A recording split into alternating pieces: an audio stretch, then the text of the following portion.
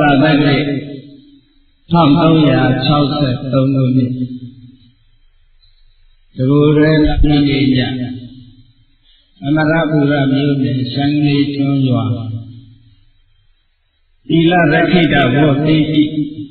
55ရောက်ဆင်းခြင်းပါပြုလို့အပ်သည်နမနယ်ပွဲတော်နှင့်စံရည်၍ဆင်းခြင်းပါပြုလို့အပ်သည်ညာဥယျာဓမ္မကတိခန္ဓာပဲဟောကြားအပ်တော်ဂတိကာရသုတ်တံဘုရားဒေသနာတော်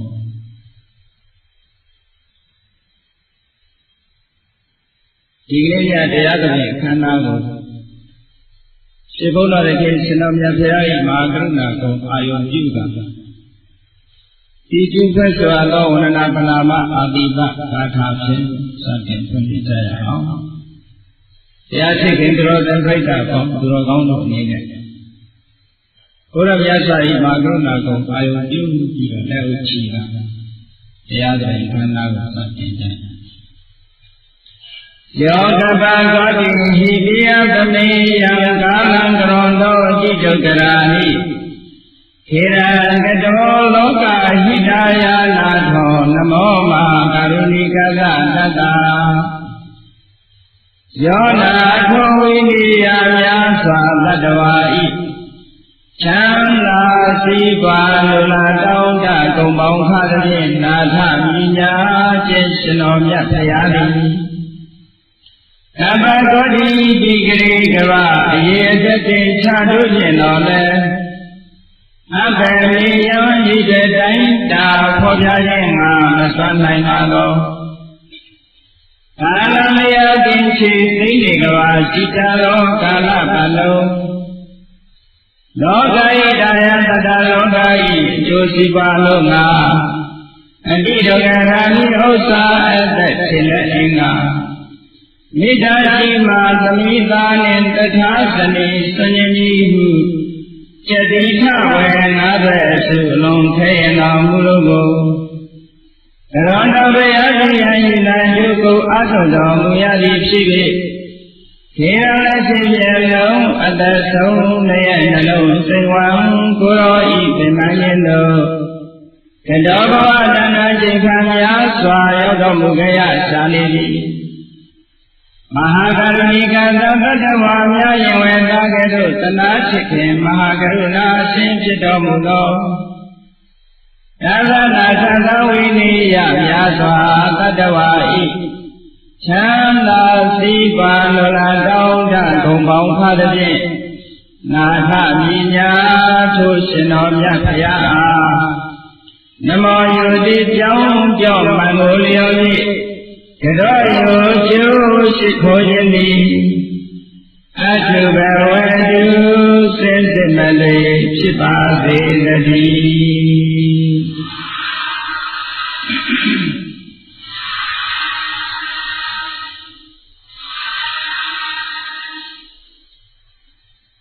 ရှင်ကောလာလည်းခင်ရှင်တော်မြတ်ဘုရားကိုရောတိုင်းရှင်တို့တော်ကထုတ်ဖော်ဟောကြားတော်မူခဲ့တဲ့ကတိကာလသုတ်တံတဲ့ဘုန်းကြီးတို့ဒီကသုံးတဲ့နေ့က9ပြာခန္ဓာပေါင်း7400ကျော်မြစ်စီမနေ့ကပါဝင်မြစ်စီမနေ့ကာယမူလပန္နာကပါဠိတော်မှာလာရှိတဲ့ဂတိကာလသုတ်ဘုရားဘာသာဝင်သူတော်စင်များအနေနဲ့ဂတိကာရဆိုတဲ့နာမည်နဲ့ပတ်သက်ပြီးတော့ယဉ်ကျေးပြီးဖြစ်ပါလိမ့်မယ်အာရုံတော်တရားဖြစ်ခင်တော်စဉ်ပြိတ္တဘုဒ္ဓဝင်ကိုဖတ်ဖူးတဲ့ပုဂ္ဂိုလ်ကြီးများပါသို့မဟုတ်တစ်စိတ်ကြားနာဖို့တဲ့ပုဂ္ဂိုလ်ကြီးများပါဘုရားတော်ပေါ်ထွက်လာတဲ့အခါကျသံဃိတာရိပ်ပယ်လို့ကိုလဲတော်များလဲဖို့ကျုံလာတဲ့အချိန်သင်္ကန်းသာခတ်တဲ့ဓမ္မကြီးရဲ့နာမည်ကိုအလုံးမှတ်မိကြတယ်လားပါတယ်တော့ကတိကာရဓမ္မကြီးနော်အေးဒီမှာစัจ जा တရားဟောဖို့ဘုရားဖြစ်သူရောက်လာတဲ့အခါမှာတရားဟောဖို့လာပြီးတော့လက်ရပစိတ္ထုကိုထောင်းပြီးတော့မြတ်စွာဘုရားကိုရိုးရိုးသေးသေးနဲ့အုံရှိခိုးပြီးတော့ တောင်းပန်တဲ့ဇမာကြီးကဘယ်လိုလဲအဟံပတိဇမာကြီးနော်တရားတောင်းပန်တဲ့ဇမာကအဟံပတိဇမာဘုရားအလောင်းတော်ကိုသင်္ကန်းလှူတဲ့ဇမာကဂတိကာရဇမာဟုတ်ကဲ့ဂတိကာရဇမာကြီးကဘုရားအလောင်းတော်ထွက်တဲ့အခါမှာအနောမတောင်ကံသံဃေတာရိပ်တဲ့ကြီးတဲ့အချိန်သင်္ကန်းလာရောက်ပြီးတော့စက္ကတဲ့ညမပြည်မှာတော့ဒီသင်္ကန်းကိုကြာသင်္ကန်းလို့ဆိုပြီးတော့ခေါ်တယ်စာထဲမှာတော့ကြာသင်္ကန်းလို့ဒီလိုတော့မပါဘူးအဲဒီပြုတ်ပတ်တိလေးကိုလည်းသိရအောင်ဘုရားလောင်းတော်မှာတောထွက်လာတောထွက်လာလို့နာနေမိုးတော့အလင်းရောက်တဲ့အချိန်အနောမတောင်ကန်းကိုဖြတ်ကူးမိအနောမတောင်ရဲ့ဟိုဘက်ရောက်တာနဲ့တကြိုင်နဲ့ဒီလက်မှာပါလာတဲ့သံတရဲ့ဓာတ်နဲ့စံကိတာကိုရိပ်ပင်လိုက်တယ်ရိပ်ပင်ပြီးတော့အဋ္ဌံပြီးတော့ထိုစံကိတာကိုကောင်းကင်မြောက်တင်လိုက်တဲ့အခါအဖေဟာဖျားဖြစ်လို့ရှိရင်ဒီစံကိတာဟာကောင်းကင်မကြပါစေနဲ့မြောက်တင်လိုက်တဲ့အချိန်စံကိတာလေးကောင်းကင်ချိတ်ဆွဲထားပြီးတဲ့ရက်တည်နေတယ်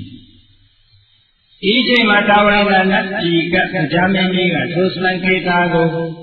ယရနာပန်းတောင်းဖြင့်လာရောက်ယူသွားပြီးတာဝရဏနတ်ပြည်မှာသုလာမဏိဆိုတဲ့စေတီတည်ထားပြီးတော့ဟောခဲ့ပါတယ်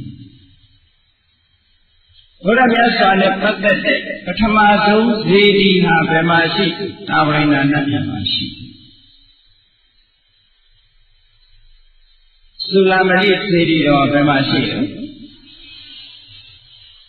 တာဝရဏနတ်ပြည်မှာရှိစံကေတာရိပ်ပေပြီးတဲ့အခါကျတော့မင်းဝတ္တန်တာတွေနဲ့ဆက်လက်ပြီးနေထိုင်ဖို့မတော်တော့ဘူးသူတော်စင်ယဟန်ဘဝအသွင်ကြောင်းရမှာဖြစ်ပြီးတဲ့ထိုအချိန်မှာအနိဗ္ဗာန်ပရိက္ခရာ၈ပါးကိုယူဆောင်ပြီးတော့ရောက်လာတာကဂတိကာရဗြဟ္မာကြီးတဲ့။ဘာဗြဟ္မာကြီးကလဲ။ဂတိကာရဗြဟ္မာကြီးကဘုရားမြတ်စွာကပရိက္ခရာ၈ပါးယူဆောင်ပြီးတော့လာရောက်ပြီးဘုရားမြတ်စွာရဲ့လောင်းတရားရဲ့လက်ထဲမှာလာရောက်ဆက်ကပ်တဲ့အခါကျတော့မင်းတို့တန်းစာများကိုဖယ်ရှားပြီးတော့ဂတိကာရဗြဟ္မာကြီးဆက်ကလူတန်းတဲ့အဝတ်သင်္ကန်းများကိုဆင်မြန်းလိုက်တယ်။အဲ့လိုဆင်မြန်းလိုက်တဲ့အခါကျတော့မင်းတို့တန်းစာများကိုလည်းပဲဘုရားလောင်းတော်အဋ္ဌံပြီးကောင်းရင်ညှောက်တင်လိုက်တယ်။ဂတိကာရဗြဟ္မာကြီးကပဲထိုနိဝတ္တစာများကိုဇမတိတို့ယူဆောင်ပြီးတော့သွားတယ်။ဇမ20ရှိတဲ့ထဲမှာဂတိကာရဗြဟ္မာကြီးကဘယ်ပုံမှလဲလို့ဆိုသုဒ္ဓဝါဒ၅ပုံထဲမှာပါဝင်ဖြစ်တဲ့အဝိဟာပုံဘယ်ပုံမှလဲသုဒ္ဓဝါဒဆိုတာအနာဂံပုဂ္ဂိုလ်များသာလျှင်ဖြစ်ခွင့်ရှိတဲ့ပုံနော်အနာဂံနဲ့အဖြစ်နှိမ့်လို့ရှိရင်သုဒ္ဓဝါဒပုံမှာမဖြစ်ဘူးအ ਨੇ ဆုံးအနာဂံအဖြစ်ရှိတယ်ဂတိကာရဗြဟ္မာကြီးကအဝိဟာလို့ဆိုတဲ့သုဒ္ဓဝါဒဘုံကိုဘုရားအလောင်းတော်ရဲ့မင်းဝတ္တစာများကိုယူဆောင်သွားပြီးတော့ထိုမင်းဝတ္တစာများနဲ့အဲ့ဒီဓမ္မပြေမှာစေရီတည်ထားပြီးတော့ကိုယ်ပဲနေပါလေတဲ့အဲ့ဒါကဒုတိယမြောက်စေရီလို့ပြောမှာပထမစေရီကတာဝရိန္ဒနတ်ပြည်မှာရှိတဲ့သုလာမဏိစေတီဒုတိယစေတီကမင်းဝတ္တစာများကိုတည်ထားကိုယ်ပဲတဲ့ဓမ္မပြည်မှာရှိတဲ့စေတီနော်အဲ့ဒီစေတီနှစ်ခုမှာဘုရားအလောင်းတော်မရမဖြစ်မီအချိန်မှာသံဃာများကိုတည်ထားပြီးတော့ကိုယ်ပဲတဲ့စေတီနဲ့မင်းဝတ္တစာများကိုတည်ထားပြီးတော့ကိုယ်ပဲတဲ့စေတီထူးခြားတဲ့ပုဂ္ဂိုလ်များသူတော်လိုက်တာအဲ့ဒီတော့ကသင်္ကန်းလာကတဲ့ဂတိကာရဗြဟ္မာကြီးဆိုတာဘုန်းကြီးတို့မြေဝါသားပြောသမီးတွေဒီသုတ်တန်ကိုမနာဘူးလို့ရှိရင်ဂတိကာရဗြဟ္မာကြီးအကြောင်းသိကြမှာမဟုတ်ဘူးနော်လူဘဝတုန်းကသူဘာတွေလုပ်ခဲ့သလဲဆိုတာနဲ့ပတ်သက်ပြီးဟောဒီသုတ်တန်ကအသေးစိတ်ဟောထားပါတယ် မြတ်စွာဘုရားသခင်ကိုရောမြတ်ကဘောရဝမြတ်စွာဘုရားကတိကာရကလှူလိုက်တဲ့သင်္ကန်းကိုဝေယုံပြီးတော့6နှစ်ပတ်လုံးအပင်မခံပြီးတော့တရားဓမ္မကိုကျင့်ကြံကြိုးကိုအထောက်လိုက်တာဘုရားဖြစ်တော်အဲ့လိုလိုဘုရားဖြစ်သွားပြီးတဲ့နောက်မှာဘုရားမြတ်စွာထိုထိုရရတာများဖြစ်လေလို့ဣန္ဒသရိကျွတ်ချီကတရားဓမ္မများကိုဟောကြားတော်မူခဲ့ပါတယ်ဒီချိန်ကတော့ဘုရားမြတ်စွာကောသလတိုင်းအခွင်မှာယဟန်တန်ကမြောင်များစွာခြံရံလျက်ဣန္ဒသရိကျွတ်ချီတော်မူရင်နမကြီးကခိတ္တခဏဖယ်ရှားပြီးတော့လမ်းဘေးတဲ့ဆင်းကြွတော်မူခဲ့တယ်ယဟန်တန်ကများလည်းလမ်းဘေးခဏဆင်းပြီးတော့အပန်းဖြေနားနေမြတ်စွာဘုရားသခင်ကိုရောမြတ်ကလမ်းဘေးကအယတ်ဒေလတစ်ခုကိုရှုမျှော်ရင်းနဲ့ပြုံးတော်မူလိုက်ပါတယ်မြတ်စွာဘုရားများဆိုတာဘယ်တော့မှအကြောင်းမဲ့ပြုံးရိုးထုံးစံမရှိဘူးရည်ဖို့ဆိုတာဝေးလေဆိုနော်အကြောင်းရှိတဲ့အခါများမြတ်စွာဘုရားသခင်ကိုရောမြတ်ပြုံးနေရှိပါလေလောကမှာပြုံးတဲ့စိတ်တွေအဘိဓမ္မာတရားတော်အရပြောမယ်ဆိုပြုံးတဲ့ပြုံးခြင်းကိုဖြစ်စေတဲ့ရဲခြင်းကိုဖြစ်စေတဲ့စိတ်ပေါင်း33လို့ရှိတယ်ပုရုဇဉ်တွေကတော့ဗာနဲ့ပြုံးညရဲကြတယ်လဲလို့ဆိုလို့ရှိရင်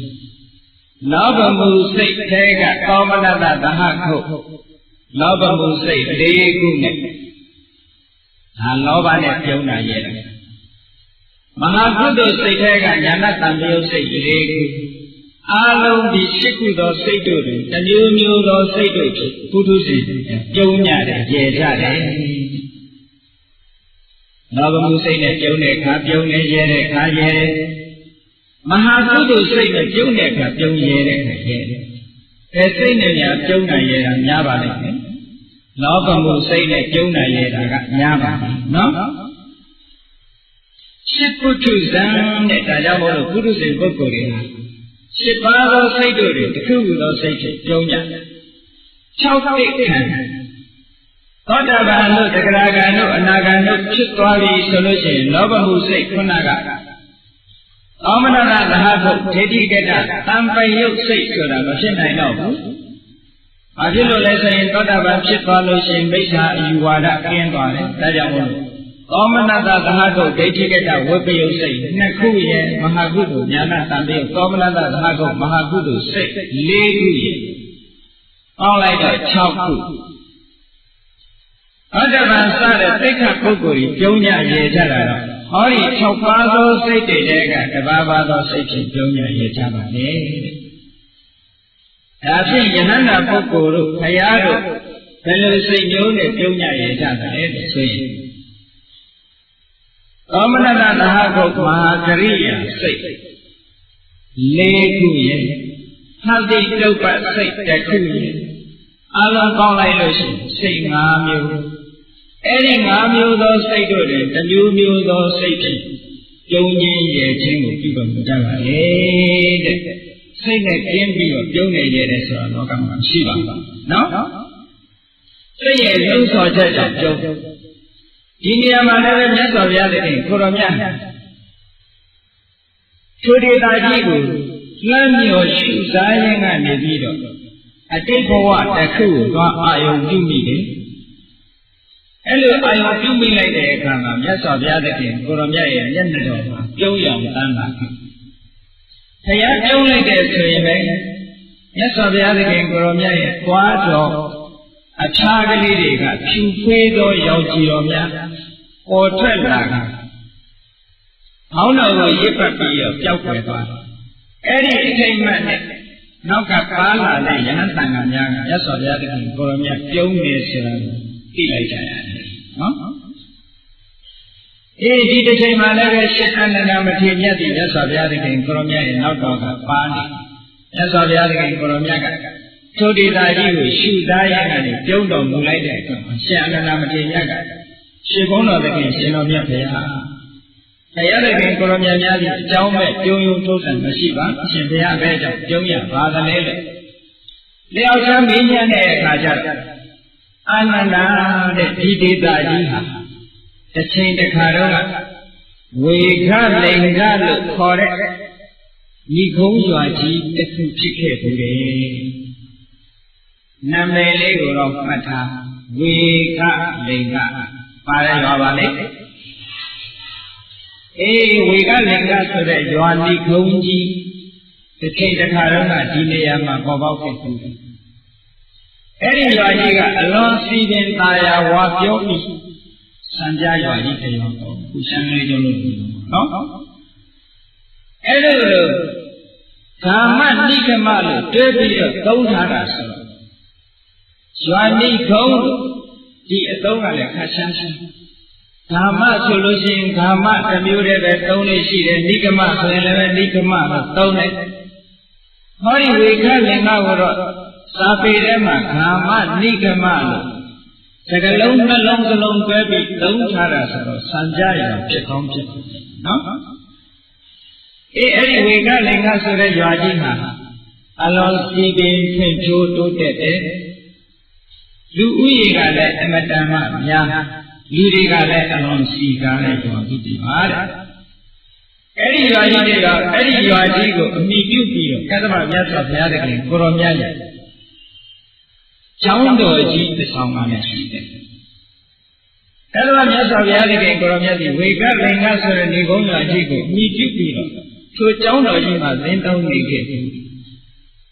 ကသဗ္ဗမြတ်စွာဘုရားဆိုတာဂေါရမမြတ်စွာဘုရားရဲ့ရှေ့ကပွင့်သွားတဲ့ဘုရားအလုံးသိကြတဲ့အတိုင်းဗတ္တကဘာမှာဘုရားကဆိုဒီကဘာမှာဗတ္တကဘာလို့ခေါ်တယ်ဘုရားကဆိုပွင့်တဲ့ထဲမှာပထမဆုံးဘုရားကကကုတန္တဘုရားဘုရားဘုတော်တွေလည်းမှန်မှန်ကန်ကန်ခေါ်ကြနော်ကကုတန္တဗမာလိုတော့ဓာတ်ကိုဖြုတ်ပြီးတော့ကကုတံဘုရားလို့လည်းခေါ်တယ်တချို့ကကောက်ကတံဘုရားလို့ခေါ်တယ်အဲ့ဒါတော့မဟုတ်ဘူးနော်ကကုတန္တဘုရားကကုတန္တဘုရားဒီတက်တန်း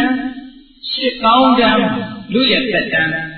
8000တန်းကာလမှာကကုတန္တမြတ်စွာဘုရားပွင့်တော်မူခဲ့တယ်ကကုတန္တမြတ်စွာဘုရားပွင့်ပြီးတဲ့နောက်မှာဒုတိယပွင့်လာတဲ့ဘုရားကတော့လူရဲ့တက်တန်းမှာ3000တန်းမှာပွင့်အဲ့ဒီမြတ်စွာဘုရားကကောနာသမဏဘုရားလို့ခေါ်တယ်။ဗမာလိုတော့ကောနာဂုံလို့ဒီလိုသုံးရတယ်နော်။ကောနာသမဏဘုရားကတက်တန်းဘယ်လောက်မှာပွင့်3000တန်းမှာပွင့်အဲ့ဒီတော့4000တန်းတုန်းကကကုတန္တမြတ်စွာဘုရားဖွင့်ပြီးတော့3000တန်းမှာသောနာကရဏမြတ်စွာဘုရားဖွင့်နေဆိုတစ်ဆက်သေးလို့ဒီလိုတော့မအောင်မိဘူးနော်။ဘုရားတဆူဖွင့်ပြီးတိုင်းလူရဲ့အသက်ဟာ7နှစ်တန်းထိအောင်ဆုတ်သွားတယ်။ဆုတ်သွားပြီးတဲ့အခါမှာအသင်္ကေတန်းထိအောင်ပြန်တက်တယ်။ပြန်တက်ပြီးတဲ့နောက်မှအသင်္ကေတန်းကနေတခါပြန်ဆုတ်လာတယ်။အဲ့လိုဆုတ်လာပြီးတဲ့အခါ3000တန်းရောက်တဲ့အချိန်မှာကောနာကမ္မနာမြတ်စွာဘုရားပွင့်နေတယ်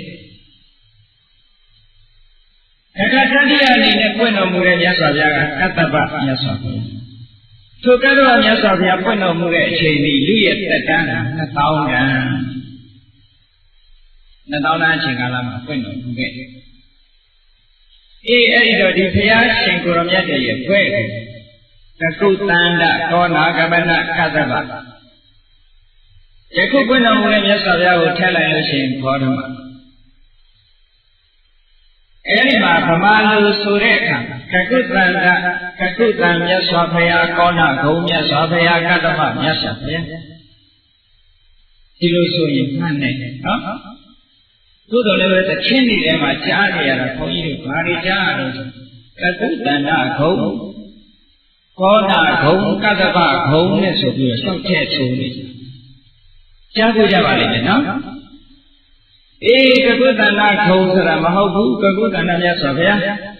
ကောနာကမ္မနာမြတ်စွာဘုရားကိုတော့ကမ္မနာကိုဂုံလို့ဆိုပြီးတော့ ဗမာတွေရှေးဆရာတော်ကြီးတွေရေးခဲ့တာဖြစ်လို့ကောင်းတာပေါ့ကတ္တဗကြတော့လည်းပဲကတ္တဗဘုရားပဲခေါ်ရမယ်ကတ္တဗခုံမဟုတ်ဘူးနော်အေးဘုရားရဲ့ခွဲတော်တွေမှန်မှန်ကန်ကန်ခေါ်မှကောင်းတယ်အခုသန္တာမြတ်စွာဘုရားကောင်းတာကမ္မမြတ်စွာဘုရားကတ္တဗမြတ်စွာဘုရားကတ္တဗမြတ်စွာဘုရားအခုကွင်းတဲ့အိမ်မှာဒီနေရာဒေသဒီဒေသကြီးဟာဝေကလိန်ကဆိုတဲ့ဒီကုန်းရွာဖြစ်ပြီးတော့မြတ်စွာဘုရားတခင်ကိုရောမြတ်ရဲ့ကျောင်းတော်နဲ့ဒီရှိတဲ့ဒေသကြီးမြတ်စွာဘုရားတခင်ကိုရောမြတ်ကကိုရောမြတ်ရက်နေတဲ့နေရာလေးကိုကြည့်ပြီးဟောဒီနေရာကကတ္တဗမြတ်စွာဘုရားကြီးတရင်သုံးသွားတဲ့နေရာပေါ့ဒီနေရာလေးမှာထိုင်ပြီးတော့မြတ်စွာဘုရားတတိသားသာဝကကဆုံးမဩဝါဒပေးခဲ့ဘူးလေအတိတ်အကြောင်းအရာတွေကိုမြတ်စွာဘုရားကသမိုင်းကြောင်းဖော်ပြီးတော့မိန့်ကြားတဲ့အခါရှင်အနန္ဒမထေရမြတ်ကပါလာတဲ့နှစ်ထပ်သင်္ကန်းကြီးကိုနှစ်ခေါက်ခေါက်လိုက်တဲ့အခါလေးထပ်ဖြစ်သွားတယ်အဲဒီလေးထပ်ဖြစ်နေတဲ့နှစ်ထပ်သင်္ကန်းကြီးကိုထိုနေရာဒေသပေါ်မှာဖြန့်နှွှမ်းခင်းပြီးရှင်ဘုန်းတော်လည်းရှင်တော်မြတ်ပဲဒီနေရာမှာခိတ္တခဏရင်းသုံးထိန်းနေတော်မူပါပဲအဲလိုထိုင်နေလိုက်လို့ရှိရင်ဟောဒီနေရာဒေသသည်ဖယားနှစုတို့တရင်သုံးသွားတဲ့ဒေသဖြစ်ပါလိမ့်မယ်နော်ရှင်နန္ဒမထေရကမြတ်စွာဘုရားတခင်ကိုရောမြတ်ကိုဗန္တိရှိဘုန်းတော်တခင်ရှင်တော်မြတ်ဖယားဒီမတရေအာသနေဤတရား၌နေတည်တဲ့တုထိုင်နေတော်မူပါဧဝံဤသို့ထိုင်နေရသည်ရှိသောတွင်နှစုကုန်သောအရဟံတေဟိပူဇော်ထုကိုခံလိုက်ကြကုန်သောသမ္မာသမ္ဗုဒ္ဓေမဖောက်မဲ့ပြန်တရားခတ်သိမ်းကိုကိုယ်တော်တိုင်းသိကြကုန်သောဒီနှစုကုန်သောဗုဒ္ဓေဘုရားရှင်တို့သည်အယံသူမိဂရေသောဤမြေယံကိုပရိဘုဒ္ဓသုံးဆောင်တော်မူအပ်သည်ဘဝိတ္တိစင်စစ်လက်သိဖြစ်ပါလိမ့်မည်ဟူ၍အာသမအနန္တောရှင်အနန္ဒမထေရမြတ်သည်အဝေါစာကောင်းသောမသိလျောက်ကြခဲ့ပါပေတည်း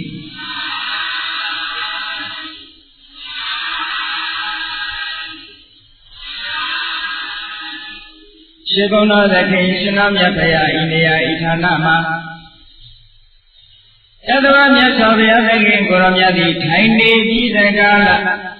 ယဟန်သံဃာများကိုဆုံးမဩဝါဒပေးခဲ့တယ်ဆိုလို့ရှိရင်အရှင်ဘုရားကလည်းဒီနေရာဒီဒေသမှာထိုင်ပြီးတဲ့ကာလတရင်သုံးတော်မူပါအဲဒါလိုထိုင်နေတဲ့သုံးမယ်ဆိုလို့ရှိရင်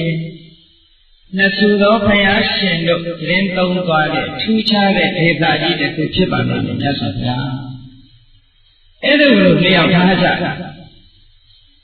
ဒီလိုလျှောက်ထားတာကိုအကြောင်းပြုပြီးမြတ်စွာဘုရားတခင်ဘုရားမြတ်ကထိုနေရာဒီဒေသထိုင်တော်မူလိုက်ပါမယ်အေးအဲ့လိုထိုင်လိုက်တဲ့အခါမှာယဟန်သံဃာရှင်မြတ်များလည်းမြတ်စွာဘုရားတခင်ဘုရားမြတ်ရဲ့အနိဗ္ဗာန်မှာအလုံးထိုင်ကြပြီးတော့ရှင်ဘုရားတခင်ရှင်တော်မြတ်ဘုရားမိန့်ကြားမဲ့စကားကိုငတ်လင်းကြီးစကားလာနေကြပါလေအနန္တညီဝအနန္တဘုဒ္ဓဘုဗ္ဗရှိတိဟောခန္ဓာဣမတမေဘူမိပရိသေဤမြေရ၌ဝေကလင်္ကနာမဝေကလင်္ကအမြည်ရတဲ့ဓမ္မနိကမောနိကုံရွာကြီးသည်အတ္တိစင်စစ်မဲ့ဖြစ်ခဲ့ပါပဲ၏ညီဝအနန္တဒီနေရာမှာရှေးတုန်းကဝေကလင်္ကဆိုတဲ့နိကုံရွာကြီးရှိခဲ့တယ်သောကမှာနိဂမောထုနိဂုံရွာကြီးသည်ကအိထောအလွန်တရားမှပြည့်စုံတဲ့ဒီတော်သာယာဝါပြောလာတဲ့ဘဟုဇနအာဂိဏမနုဿသောလူတွေကလည်းအလွန်တရားမှစီကားပြီးတကားလားဘဟုဇနောလူများလူဥယေကလည်းအလွန်တရားမှများလာပါပဲတဲ့ဣမံကမဤရွာကြီးကိုနေတရားမြည်ပြု၍ဘဂဝါရှိဘုန်းတော်သခင်ရှင်တော်မြတ်ဖရာသည်ကသဘောကသဘာမြည်ရတဲ့ဘဂဝါရှိဘုန်းတော်သခင်ရှင်တော်မြတ်ဖရာသည်ဝိဟာတိတရင်တော်နေထိုင်တော်မူခဲ့လေသည်ကသဘောကသဘာမြည်ရတဲ့သောဘဂဝါထိုမြတ်စွာဘုရားသခင်ကိုရောမြတ်သည် Imadari Bridi Yanai, they let go Thailand, Bekutanga, Yananga, Bongo. Already Soma, Owara, Piro, Muge, Babedi, Agawashi, Bona, the King, Shinamya, Payadi. Awaza, Gauza, Mete, Hojaro, Muge, Babedi.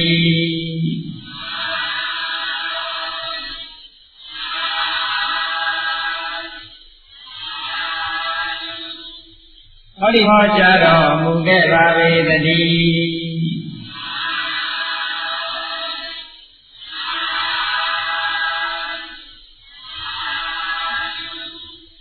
Hori ni ali ma thai pi ro Kathama Myat Swa Byaဩဝါဒပြီးသွားတာ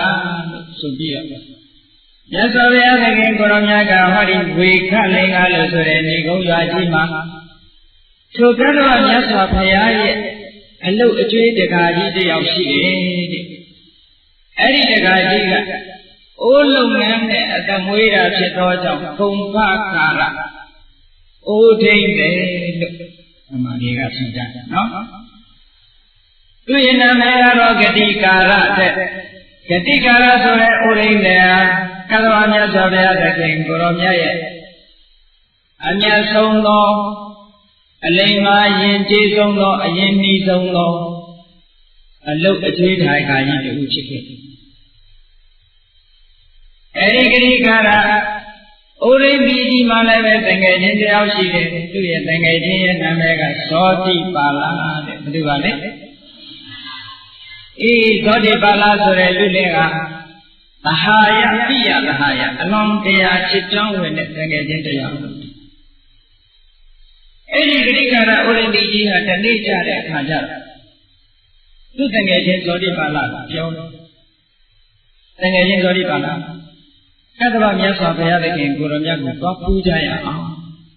เจ้าတော်နဲ့လည်းပဲတို့မလှမ်းမကန်ရှိနေတာပဲသွားကြရအောင်ဆိုတော့ဇောတိပါဠလူလင်းကဘာပြောတယ်လဲလို့ဆိုလို့ရှိရင်ဂိဏေနသမဏဂိဏမုန်ဂိဏဒိဋ္ဌိနသမဏဂိဏမုန်ဂိဏဥကြီးကရုံယုတ်ဖြစ်သောဒိဋ္ဌိနဖူတွေ့ရသောဒေနသမဏေနာထိုယဟန်ဖြင့်ဂိတ်အပဲကျိုးရှိရမည်ဇောတိပါဠလူလင်းကပြန်ပြောလိုက်ပုံကဟိုကရုံယုတ်ယဟန်ယုတ်တွေတူးလို့ဘာကျိုးရှိမှာနော်ကသဗ္ဗမြတ်စွာဘုရားသခင်ကိုရောမြတ်သွားဖူးရအောင်ဆိုတော့တထုံယုတ်ရဟန်းယုတ်သွားဖူးလို့ဘာအကျိုးရှိမှာတော့မဖူးချင်ပါဘူးနဲ့ပြောတယ်ဇောတိပါဠလူလေဆိုတာတာမန်ပုဂ္ဂိုလ်မဟုတ်ဘူးကသဗ္ဗမြတ်စွာဘုရားသခင်ကိုရောမြတ်ပွင့်ပြီးပွင့်တော်မူမယ်ဘောဓမမြတ်စွာဘုရားရဲ့အလောင်းတော်ဘုန်းကြီးတို့ဒီကောင်းသားဒီကောင်းသမီးတွေ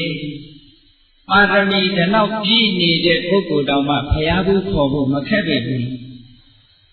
တို့တွေတော့မပြောနဲ့နော်ပါရမီအရင်အတန်ဖြစ်နေပြီ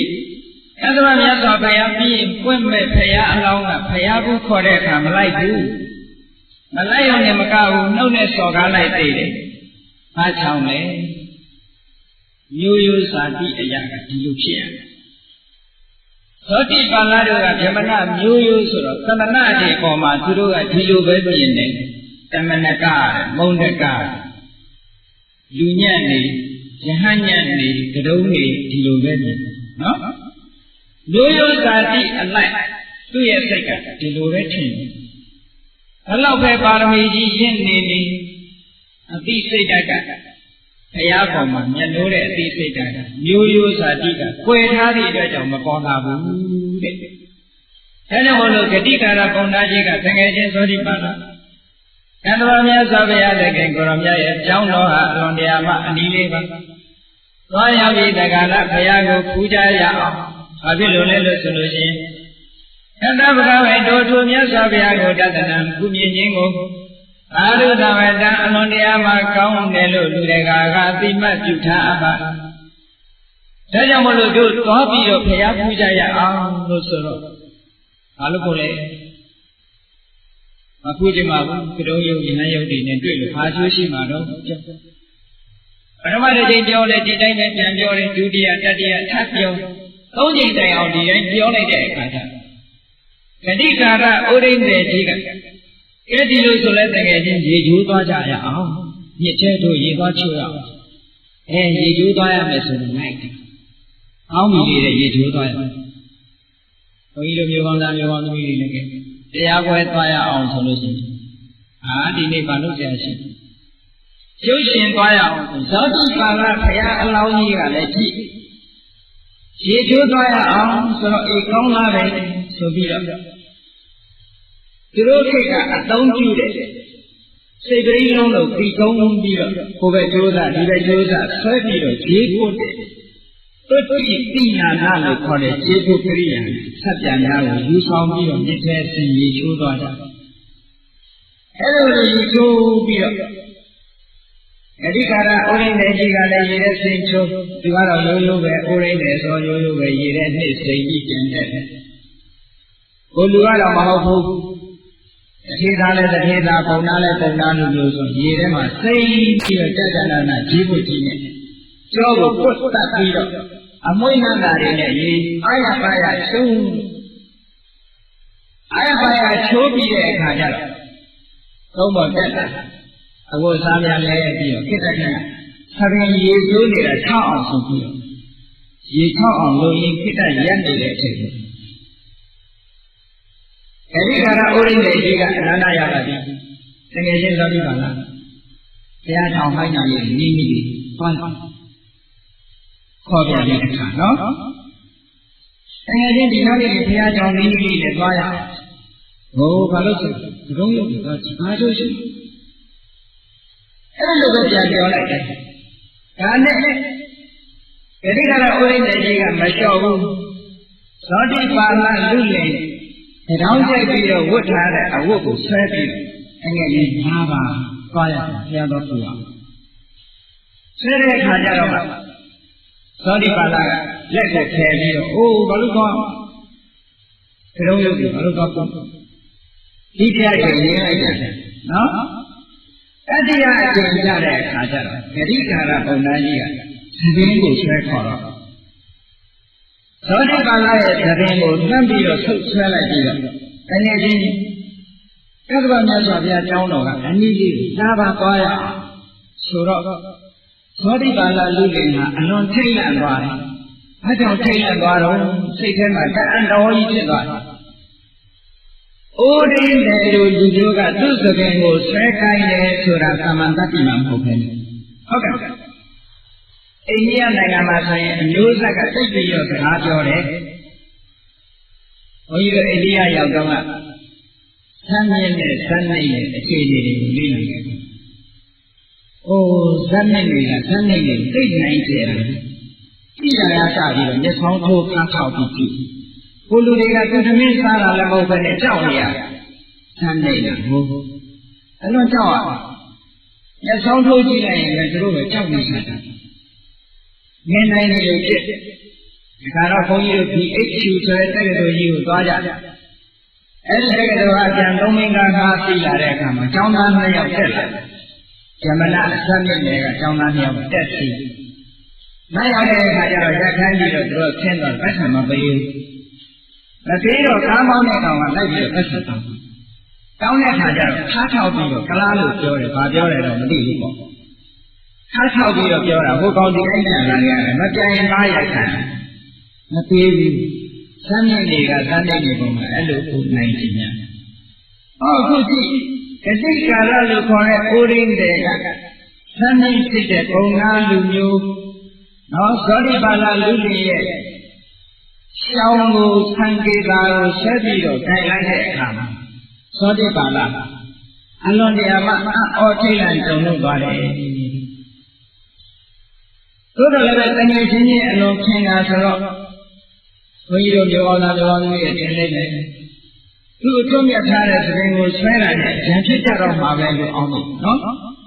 ဘုရားလောင်းကြီးရဲ့အဲ့လိုမျိုးကြတော့ချီးကျူးခြင်းပေါ့။ဉာဏ်မဖြစ်ဘူးသူ့အတွေ့ကဘယ်လိုတွေးမိလို့ဆိုလို့ရှိရင်အော်ဒီကတိကာရဆန်းနေဖြစ်ရတဲ့ငါရဲ့သတင်းကိုဆွဲနိုင်တော့တတိရှိလာတာအဲ့ဒါမြတ်စွာဘုရားသွားပြီးတော့ဖူးတွေးတဲ့ကိစ္စဟာအလွန်အရေးကြီးတဲ့ကိစ္စဖြစ်လို့နေမှာပဲဆိုပြီးတော့သ ဟာတငယ်ချင်းဒီလောက်တောင်ပဲလားဟာဆိုတော့အေးတငယ်ချင်းသောတိပါဠိရေဒီလောက်တောင်ပဲအရေးကြီးပါတယ်အေးဒါကြီးကလွတ်သွားကြစို့သွားတာပေါ့အဲ့ဒီကြမှာပဲလိုက်တော့နော်အေးသောတိပါဠိလို့နေနဲ့ဂတိကာရအိုးရင်းနေကြီးတို့မြတ်စွာဘုရားသခင်ကိုရောမြတ်အကြောင်းတော်ရောက်တဲ့အခါကျတော့အဲ့ဒါမြတ်စွာဘုရားရှင်ရသောတိပါဠိလို့နေကတော့သူထုံးစံတိုင်းပေါ့ဘုရားကိုဝှချခြင်းမပြုဘူးဘုရားနဲ့သူတို့ရဲ့ထုံးတမ်းစလာအားလျော်စွာနှုတ်ဆက်စကားပြောဆိုပြီးတော့ရှေ့မှာထိုင်ဂတိကာရဥရိနေကြီးကတော့ပြပြကိုရှိခိုးဥချတာအယုသေးသေးလေးထိုင်အဲ့ဒီအိမ်မှာသတ္တဗမြတ်စွာဘုရားရဲ့ကိုရမြတ်ကဂတိကာရဥရိနေကြီးကရှင်ဘုန်းတော်ရဲ့ရှင်တော်မြတ်ဘုရားဟောတာကတပည့်တော်ရဲ့အစ်စ်ဆုံးတကယ်ချင်းသောတိပါဠိပါအရှင်ဘုရားသူ့ကိုဩဝါဒစကားမိန့်ကြားတော်မူပါဘုရား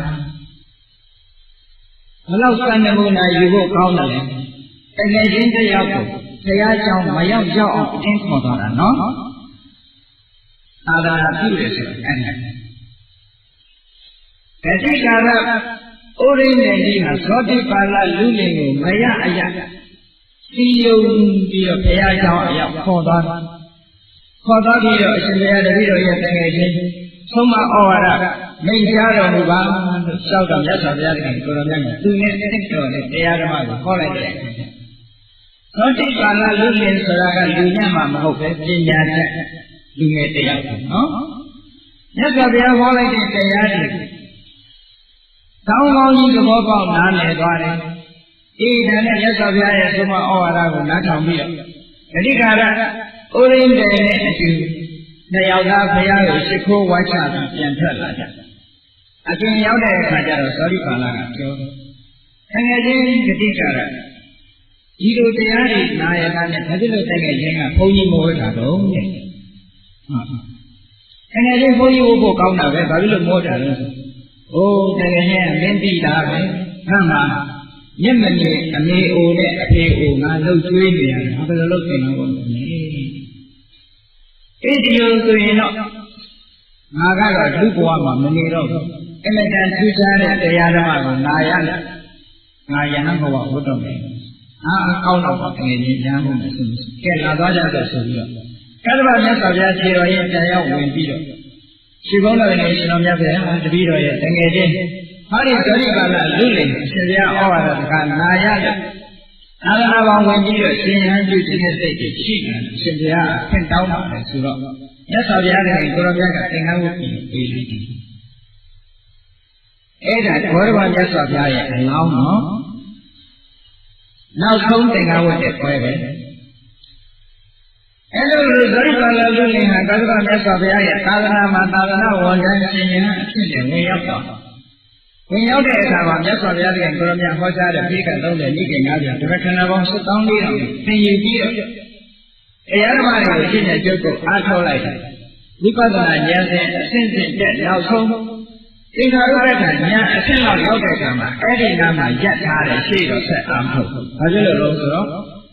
စီတိကံပုဂ္ဂိုလ်တွေကအဲ့ဒီအစဉ်မကျော်တော့ဘူး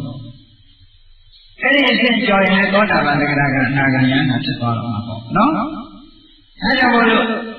အမြင့်ဆုံးဖြစ်တဲ့သင်္ခါရုပ္ပကဉာဏ်ရောက်ရုံနဲ့တရားအထုတ်ပြီးတော့သာသနာမှာတသက်လုံးသောတိပါဠိလူလင်နေထိုင်သွားခဲ့တယ်တဲ့အဲ့ဒါဂတိကာရဇမာရဲ့အလောင်းဖြစ်တဲ့ဂတိကာရအိုရိန္ဒိကြီးတကယ်ချင်းတရားကိုဘုရားဘာသာဖြစ်အောင်ဘုရားကျောင်းကိုရောက်အောင်အတင်းအကျပ်ဆွဲဆောင်ပြီးတော့သွားတဲ့ဇလံကြီးနော်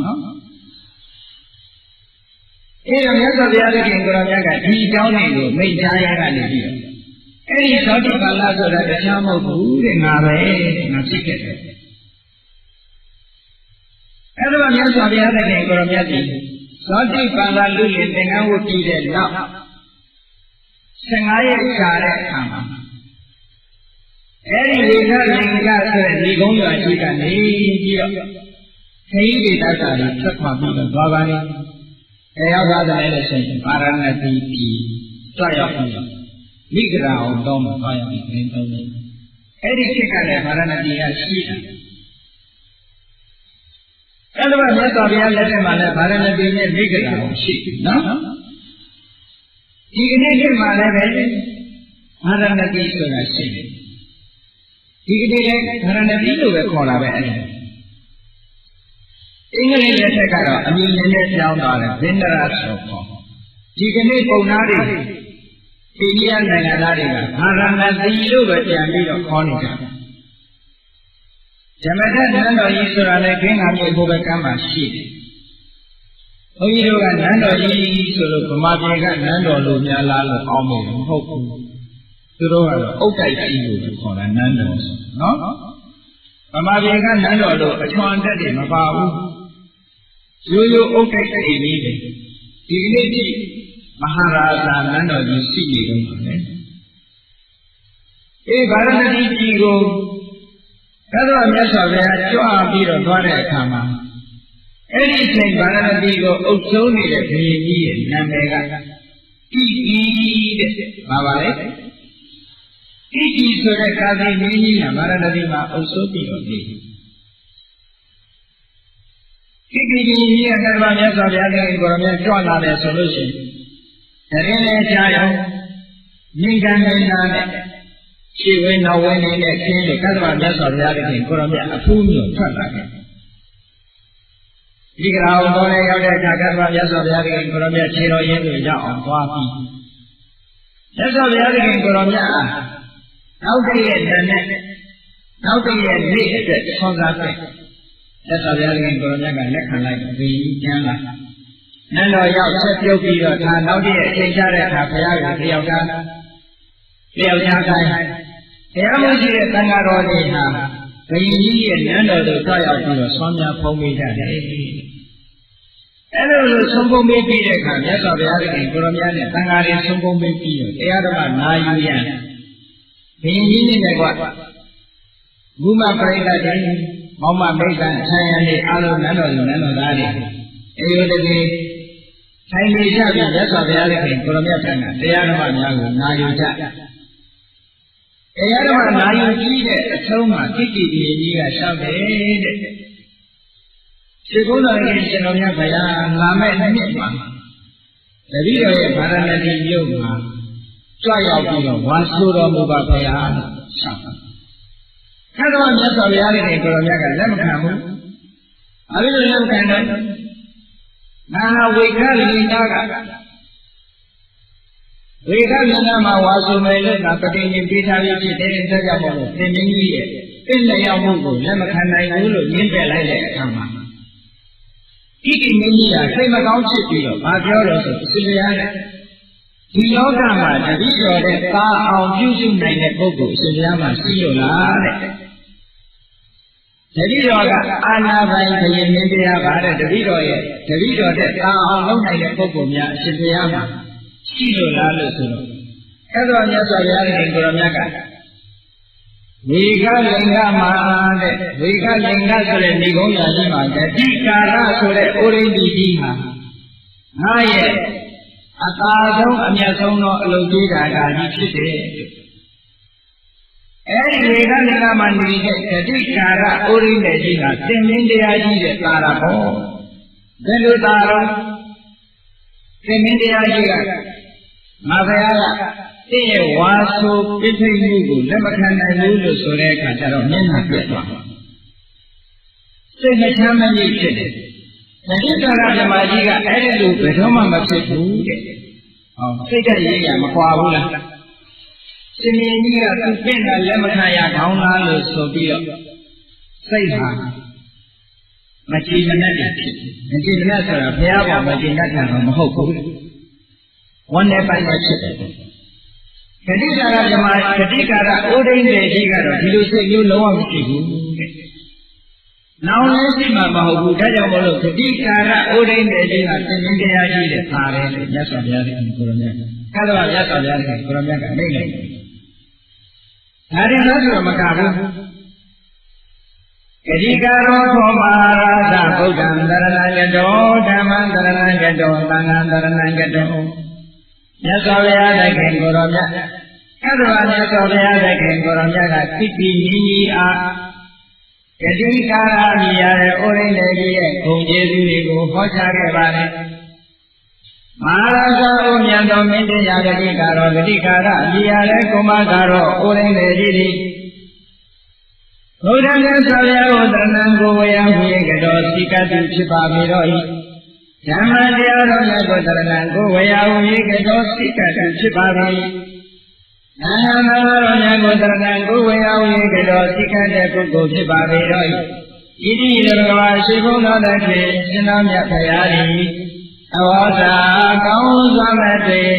ဟောကြားတော်မူခဲ့ပါပေတည်း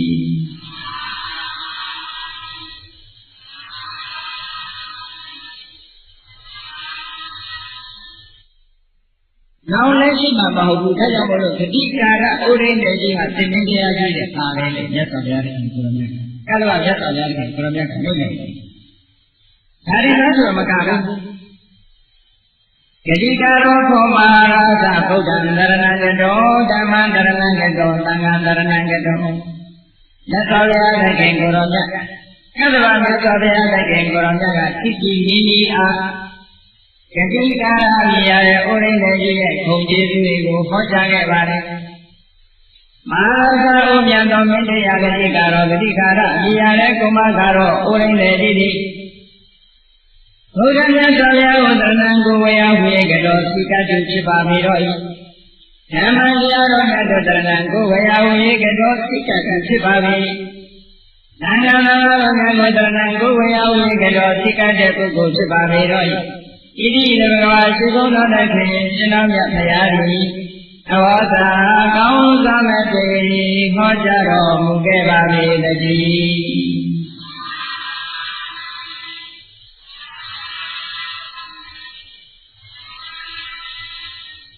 ဂတိကာရဝိနည်းကြီးအတမန်ပုဂ္ဂိုလ်မဟုတ်ဘူးတရားတရားသံဃာယရဏသုံးပါးကိုသိကကိုယ်ပဲတဲ့တကယ်ဥပါဒကပုဂ္ဂိုလ်ကြီးအဖြစ်ဖြစ်တယ်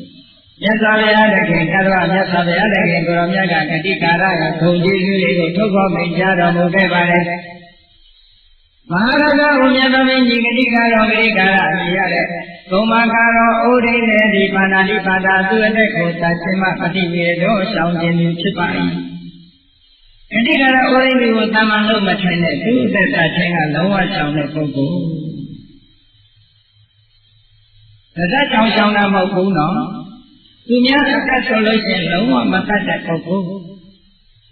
အဒိနာဒါနသူတော်မပေးတဲ့ဥစ္စာကိုလူယူခြင်းမှာကိုယူခြင်းမှာ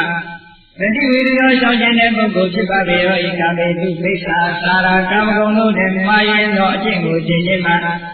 ပฏิဝေဒရောရှောင်ခြင်းတဲ့ပုဂ္ဂိုလ်ဖြစ်ပါပေရောဤဘုဒ္ဓဝါဒမူတာကရာကိုပြောဆိုခြင်းမှာပฏิဝေဒရောရှောင်ခြင်းတဲ့ပုဂ္ဂိုလ်ဖြစ်ပါပေရောဤသူရမေရမြတ်ပမာဒဌာနာမိလျောကြီးအကြောင်းဖြစ်တဲ့သေဟိတရေကိုတောက်စားခြင်းမှဝါမှု၏စေဝါကိုသုံးသိခြင်းမှပฏิဝေရတော်ရှောင်ခြင်းဖြစ်ပါ၏ဂတိကာရကသမမဟုတ်ဘူးဘုရားတရားသံဃာယရဏသုံးပါးကိုလည်းအမြဲသိကိုကိုယ်ပဲတဲ့ပုဂ္ဂိုလ်ဖြစ်တယ်ငါးပါးသီလကိုလည်းလုံခြုံသိတယ်သူများနဲ့ကိုယ်ဘယ်တော့မှမတတ်ဘူးသူများဥစ္စာဘယ်တော့မှမတရားမယူဘူးသူတစ်ပါးအိယာကိုလည်းဘယ်ခါမှမပြင်းမှားဘူးဘုရားစကားဆိုတာလည်းဘယ်တော့မှမပြောဘူး။တတိကာရဥရိမိကြီးကဘယ်တော့မှအယက်မတော့ဘူးတဲ့ဒီရလည်းမတော့ဘူးဟုတ်ကဲ့။လူရဲ့သေဝတစ်ခုမှမသုံးလဲဘူး။အဲ့ဒါလိုပုဂ္ဂိုလ်ကြီးဖြစ်တယ်လို့။အဲဒါမြတ်စွာဘုရားတဲ့ခင်ကိုရောမြတ်ကတတိကာရဥရိမိကြီးရဲ့ဂုဏ်ကျေးဇူးတွေကိုတိတိပင်ကြီးဟောကြားတယ်နော်။ဂတိကာရောဂတိကာရမြည်ရတဲ့ကုမကာရောဩရိန္ဒကြီးသည်သူရမိရအမိစ္ဆပမာဒဌာနာမိလျောကြီးအကြောင်းဖြစ်တဲ့သေဟိတရားကိုသောက်စားမှု၏ခြင်းမှပฏิဝေဒတော်ရှောင်ခြင်းသူဖြစ်ပါ၏ဣတိဤဘဂဝါရှိဘုန်းတော်သခင်ရှင်တော်မြတ်ဖရာသည်ဩသာကောင်းစွာမတည်ဟောကြားတော်မူခဲ့ပါ၏တည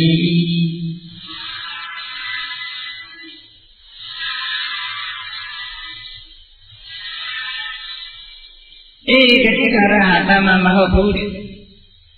မဟာရဂဩမြတ်သောမင်းတရားဂတိကာရောဂတိကာရအမြင်ရတဲ့ဘုံမကာရောဥဒိနေတိဘုဒ္ဓမြတ်စွာဘုရား၌အဝိဇ္ဇသတ္တာတော်အသိဉာဏ်ဖြင့်တဝေကကြည်ညိုတတ်ပါ၏ဘ ဟုတ်တယ်အဝိဇ္ဇအတာဒိနသမဏနဲ့တော့ဘုရားပေါ်မှာနှစ်ခါယုံကြည်တဲ့ပုဂ္ဂိုလ်ဘုရားမြတ်စွာဘုရားနဲ့ဝိဇ္ဇပတာဒိနနှစ်ခါသက်ဝင်ယုံကြည်ခြင်းလို့ဆိုတဲ့တရားနဲ့သမဏနဲ့တော့ပြည့်စုံမှုဖြစ်ပါပြီတော့ဓမ္မိတရားတော်၌တန်တဲ့သံဃာတော်နဲ့ဝိဇ္ဇပတာဒိနနှစ်ခါသက်ဝင်ယုံကြည်တတ်သောသတ္တတရားနဲ့သမဏနဲ့တော့ပြည့်စုံမှုဖြစ်ပါပြီတော့သမန်ပုဂ္ဂိုလ်မဟုတ်ဘူးဘုရားကိုကိုးကွယ်ရုံကိုးကွယ်တာမဟုတ်ဘူးငါးပါးသီလလုံးလုံးလုံးတာမဟုတ်ဘူးဘုရားတရားတော်နဲ့ပတ်သက်လာလို့ရှိရင်နှစ်ခါယုံယုံကြည်ကြည်ဆွေဆွေမြဲမြဲအသိဉာဏ်သက်ဝင်ပြီးတော့ယုံကြည်တဲ့ပုဂ္ဂိုလ်အရိယဂတိအရိယပုဂ္ဂိုလ်တို့သည်ဖြစ်မြတ်သောအကုန်သောသီလကိုခြင်းသီလတော်နှင့်သမဏေတော်ပြည့်စုံတဲ့ပုဂ္ဂိုလ်သည်ဟောဒီစစ်စစ်နဲ့ဖြစ်ပါပေတော့ဣတိတော်ကရှိဘုန်းတော်တဲ့ခင်ရှင်တော်မြတ်ဖရာသည်ဩဇာကောင်းသမတိဟောကြားတော်မူခဲ့ပါပေတည်း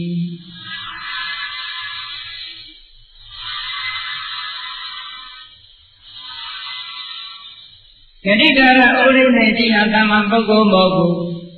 ဘုရားတရားသံဃာနိကာကယုံကြည်တဲ့ကလာအရိယာတိလီလီမြတ်မြတ်စိတ်ကြီးနှစ်တရားတဲ့ကိုခြင်းတရားတွေနဲ့လည်းပြည့်စုံတယ်အမြဲတမ်းထူးခြားတဲ့သာသနိကဂုဏ်အရေးလေးတွေရှိတဲ့ပုဂ္ဂိုလ်ကြီးမဟာရာဇမြတ်တော်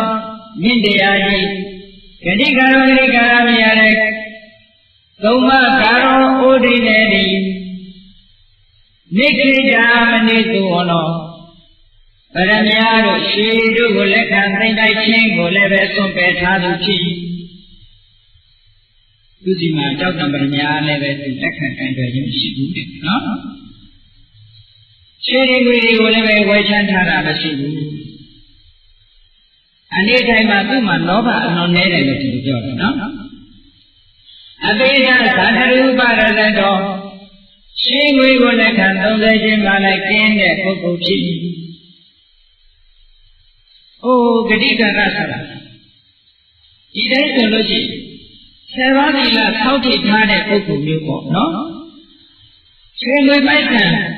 ဝိရိယပိုက်ဆံတို့ကံကံ30လေးမရှိဘူးရှင်ငွေနဲ့ပတ်သက်ပြီးတော့မမောတဲ့လောဘသူ့မှာမရှိဘူးဒါလည်းမကဘူးမဟာရာဇမြတ်သောမင်းတရားဂတိကာရောဂတိကာရအမြင်ရတဲ့ကုမာကာရောဩရိတေတိတိဧကသတိကောနံနဲ့တထတာသာလိရှိလောကမှာသမင်းအနေနဲ့ပြောမယ်ဆိုလို့ရှိရင်နှစ်ထပ်ဒီလိုစာထဲမှာဆိုအဲဒီနှစ်ထပ်ကဘာလို့ဆိုရင်ပါတရာသဖတ္တနဲ့အာယမာသဖတ္တပါတရာသဖတ္တဆိုတာနာမည်ပိုင်းမှာစားတဲ့သမင်းနာနဲ့သမင်းကိုပါတရာသဖတ္တညနေမှာစားတဲ့သမင်းကိုအာယမာသဖတ္တအာယမာသဖတ္တဒီလိုသမင်းနှစ်ထပ်ရှိတယ်သူကမနေ့ပိုင်းမှာသာစားတယ်ယခုခေတ်သံဃာတွေဟာမနေ့ပိုင်းမှာတည်းနဲ့ဆွမ်းဖုံးပေးကြတယ်မွန်လွဲတဲ့အချိန်ကလေးစပြီးတော့ညခါဟိုးနောက်တဲ့မိုးသိအရုံတက်ချိန်ကြည့်အောင်ဒီကဲမှာဘာမှမစားရအဲ့ဒါကိုဧကဗတ္တိကတထပ်တာစားတယ်လို့သူတို့ပြောတာနော်တထပ်တာစားတယ်ဆိုလို့ရှိရင်ဘုန်းကြီးတို့မြေဝန်းသားမြေဝန်းကြီးတွေကဒီလိုမယူဆရပါဘူးအာယုံတစ်ထပ်ထဲသာစားပြီးနေစုံမစားဘူးလို့ဒီလိုမဆိုလို့နော်အာယုံနဲ့နေစုံနှစ်ခုစလုံးသည်ပါဒရာသဖတ္တနာနဲ့သာရှိတယ်ဘုံဆိုလိုတာကဧကဗတ္တိကတစ်ထပ်သာစားတယ်ဆိုတာနာနဲ့ပိုင်းတစ်ချိန်သာစားတယ်လို့ဒီလိုဆိုလိုတာပါမဟာရာဇဝမြတ်ဗမင်းတရားဂတိကာရောဂတိကာရအမြင်ရတဲ့ကုမကာရောဩရိတေတိတိဧကဗတ္တိကောနာနဲ့တစ်ထပ်သာလင်စားလိရှိပါပြီတော့ဓမ္မသာရိမြတ်သောအခြင်းကိုကျင့်သုံး၍နေလေရှိပါပြီတော့သီလဝါကိုကျင့်သီလနဲ့လည်းပြည့်စုံကြရနာတော်ကောင်းသောကိုကျင့်တရားတွေနဲ့လည်းပြည့်စုံဣတိလဘဂဝါရှိဘုန်းတော်လည်းခင်ရှင်တော်မြတ်ဖရာသည်ဩဇာကောင်းစွာမဲ့တည်ဟောကြားတော်မူခဲ့ပါပေတ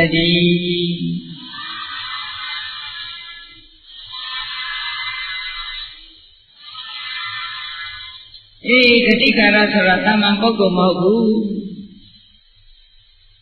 သမင်းကိုလည်းတစ်ထပ်တည်းပဲစားတဲ့မြတ်သောခြင်းကိုလည်းကျင့်တဲ့ကိုချင်းသီလတွေနဲ့လည်းပြေဝတယ်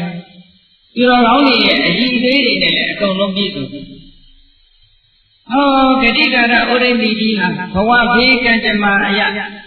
အိုးများကိုပြုလုပ်ပြီးတော့စားတောင်းရတော့လည်းပဲမိဘနှစ်ပါး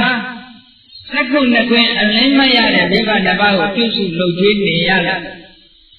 ဝိုင်းရေးအတွက်အိုးဖုတ်တဲ့လုပ်ငန်းနဲ့အသက်မွေးနေရတော့လည်းပဲမဟာရသမြတ်သမင်းတရားဂတိကာရောဂတိကာရမြင်ရတဲ့ဘုံမာကာရောဩရိနေတိပန္နမူတလောပေါက်ပြတဲ့ရင်ကိုဘယ်တော့မှမကိုင်မဲချထားတဲ့ပုဂ္ဂိုလ်ဖြစ်၏မြေကြီးကိုပေါက်ပြတဲ့ရင်နဲ့ဘယ်တော့မှမပေါက်ဘူးဒီလိုဆိုဩရိနေဩလုတ်ဖို့မြေကြီးတွေကရနော်မြေကြီးဆိုတာပေါက်ပြတဲ့ရင်နဲ့မတူဘဲနဲ့နေကြီးရပါလားအေးသူရပုံရနေလေးကတော့ဘယ်ကနေရတယ်လဲလို့ဆိုလို့ရှိရင်တဘာပြိုတဲ့နေရာကမြေကြီးကလေးသွားယူတယ်ဟုတ်ကဲ့ကျွတ်တွေကနေပြီးတော့တွင်းတူပြီးတော့ကျွတ်စာတွေဟုတ်လားကျွတ်စာတွေထုတ်လိုက်တယ်အဲ့ဒါတွေကိုလိုက်ပြီးတော့စုတယ်အားလုံးစုပြီးတော့ထံပုံးနဲ့သဲထမ်းလာပြီးတော့အိုးလုပ်တယ်အဲ့ဒီလိုသတ်မှတ်ရှင်းကိုနေတဲ့ပုဂ္ဂိုလ်ကြီးနော်အဲ့လိုလိုအိုးလုပ်ပြီးတခါလားအိုးလေးကိုဖုတ်လို့အိုးလေးကျက်တဲ့အခါကျတော့သူကဘာပြောထားတော့ရောင်းသူမဲ့ဆိုင်ကလေးဖွင့်ထားခုချိန်ကတော့ပြောင်းမယ်နော်နိုင်ငံခြားမှာတော့ရှိတယ်ရောင်းသူမဲ့ဆိုင်ရောင်းတဲ့လူမရှိဘူးဥပမာပဲတိုင်းစာတွေပါလေဆိုလမ်းမေးတိုင်းချတာလမ်းမေးသွားတဲ့ပုဂ္ဂိုလ်တွေကတိုင်းစာလေးတစ်ထောင်ယူတန်ဖိုးကိုအဲ့ထဲမှာချထားခဲ့ရတယ်ရောင်းတဲ့လူမရှိဘူးဘယ်သူမှတိုင်းစာဆရာတိုင်းစာလေးတစ်ထောင်အတွက်တဲ့ငွေကြေးအနည်းငယ်လေးကိုမတရားယူရမယ်လို့စိတ်မရှိကြဘူးတဲ့ရောင်းနိုင်ငံတွေနော်အားလုံးကပေးသွားကြတာဂတိကာရကလည်းထိုးတူရဲ့သူ့အိုးတွေဖုတ်ပြီးတဲ့အခါရောင်းသူမဲ့ဆိုင်ကလေးဖွင့်လိုက်တယ်သူကဘာပြောထားတော့ဆိုလို့ရှိရင်လိုချင်တဲ့အိုးကိုတဲ့ငွေကြေးတနာနဲ့မဟုတ်ပါဘူးယူသွားကြတာအိုးအသားမှာဆိုင်ကလေးပဲကလေးထားခဲ့ကြတာဒါပဲသူကနော်အဲ့တော့သူ့ကိုလိုချင်တဲ့ပုဂ္ဂိုလ်တွေကဝေကလင်္ကဏိကုံးရွာကြီးမှာရှိကြတဲ့ရွာသူရွာသားတွေကလည်းဂတိကာရကြီးကိုကြည်ညိုကြ။အော်ဒီဂတိကာရဆိုတဲ့ဩရိန္ဒကြီးကလူကောင်းကြီးမျက်စိနဲ့တွေ့လည်းမချရှာတဲ့မိဘဓမ္မကိုပြုစုနေတဲ့ပုဂ္ဂိုလ်သူ့ကိုမတရားသွားမလုပ်နဲ့တို့ငရဲကြီးတို့အမတန်ငရဲကြီးနိုင်တယ်ဆိုပြီးတော့သူတို့ယူလာတဲ့ဆံတို့ပဲတို့ကနဲနေလို့ရှိရင်အိုးကိုလည်းလျှောက်ပြီးတော့ယူသွားတယ်နော်သူတို့ယူလာတဲ့ဆံတွေပဲတွေကများတယ်အိုးရဲ့တန်ဖိုးကနဲတယ်ဆိုလို့ရှိရင်တဏ္ဍာတွေတို့အတွက်ကုသိုလ်ပဲလို့ဆိုပြီးတော့လူတွေကဒီလိုသဘောထားကြတယ်အဲ့တော့ဂတိကာရရဲ့ရောင်းသူမဲ့ဆိုင်ကအိုးတွေကိုလူတွေကလာယူဆံကလေးတွေပဲကလေးတွေအဲ့ဒီမှာထားခဲ့ကြဆံတုပ်ပဲတုပ်ကလေးတွေချထားခဲ့တယ်အဲ့ဒါလေးတွေကိုယူပြီးတော့ဂတိကာရဩရိန္ဒကြီးမိဘနှစ်ပါးကိုချက်ပြုတ်ပြီးတော့ကျွေးရှာတယ်ဒီလိုနဲ့အသက်မွေးနေတယ်အဲ့ဒီအကြောင်းကိုကတ္တဗာမြတ်စွာဘုရားသခင်ကိုရောမြတ်ကကာတိမင်းကာတိတိုင်းပြည်မှာအုပ်ချုပ်တဲ့ခိတိလို့ဆိုတဲ့ကာတိဘုရင်ကြီးကိုယခုကဲ့သို့မိန့်ကြားနေတာဖြစ်တယ်ဂတိကာရဘုရိသေကြီးအမာရသမြတ်သောမင်းတရားဂတိကာရောဂတိကာရမြင်ရတဲ့ကုမကာရောဩရိန္ဒတိအနိသကုနဲ့တွင်အလင်းမရရှာကြကုန်သောသိနေကိအိုမြင့်ရရော၍နေကြကုန်သောမာတာပိတရောမိခင်ဖခင်ကျေးဇူးရှင်တို့ကိုခေါ်သည်တိလူကျွေးမွေးမြူတဲ့ပုဂ္ဂိုလ်ဖြစ်၏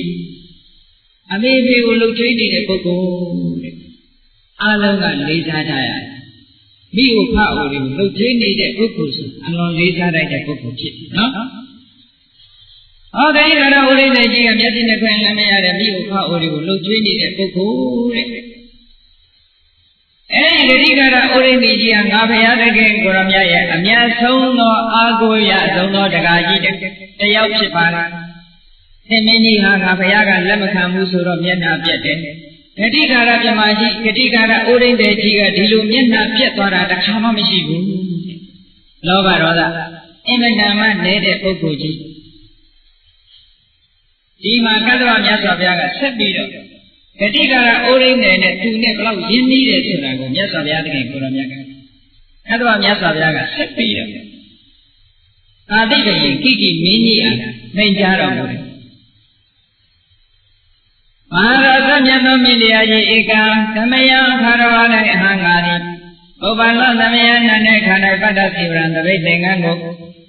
အာရယယူဆောင်ရနိဝတိတဝသင်္ကန်းကိုပြင်ဆင်ဝှ၍ပိဏပါဒံဆွမ်းအလုံးကပိဏပါဒထာယဆွမ်းအလုံးကဝေကလိင်္ဂကာမဝေကလိင်္ဂကာမနိကမဝေကလိင်္ဂနိကုံရွာကြီးတို့ပါဝိတိကိုရောက်ခဲ့သည်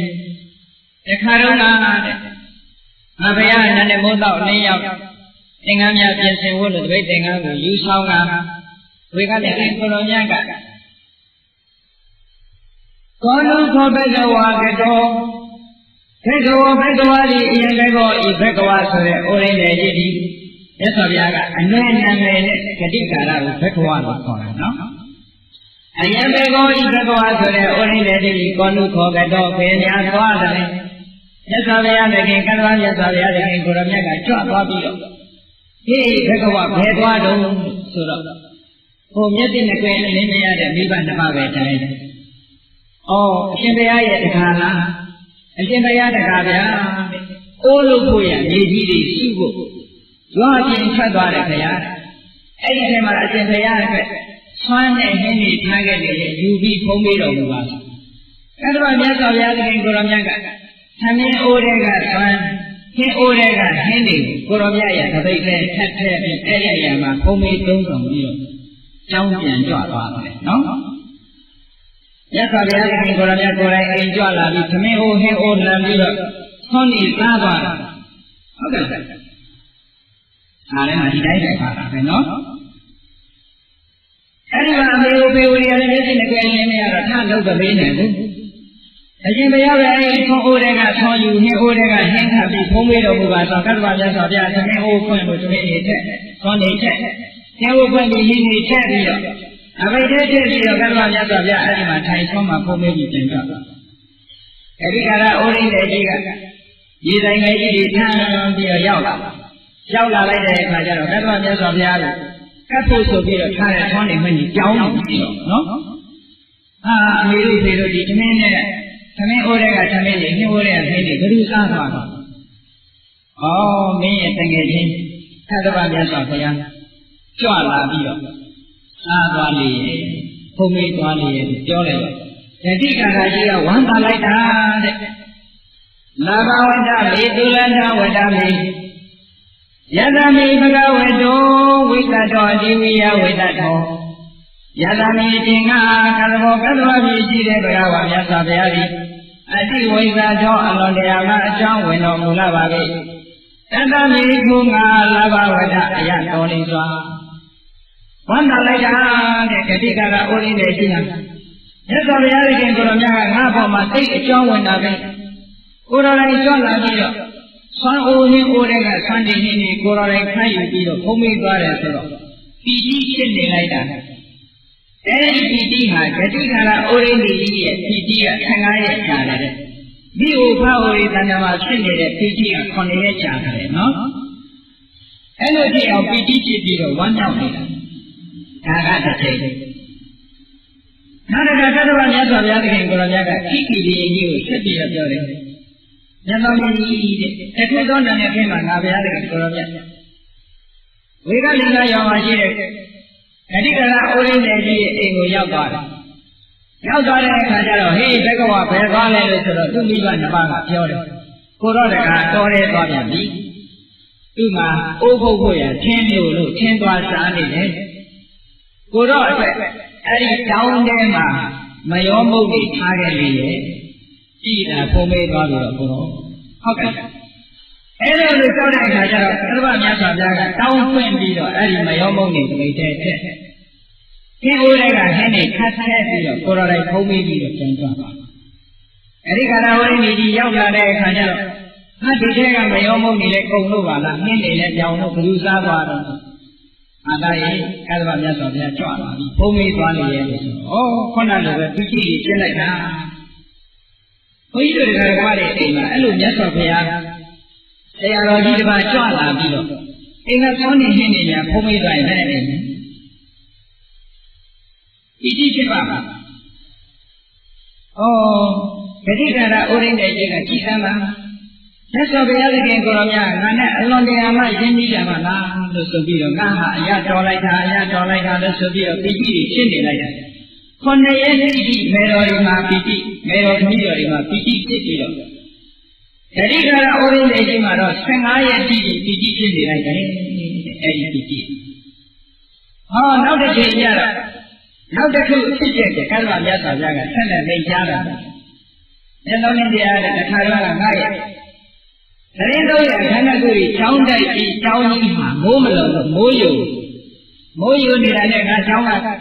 ခန္ဓာတွေကိုဂတိကာရအိမ်ကိုလွတ်လိုက်တယ်သွားကြတာဂတိကာရအိမ်သွားပြီးတော့ရှင်းတော့မျက်နဲ့မိုးကြမျက်ဆိုတာတက်ကဲမိုးပေါ့နော်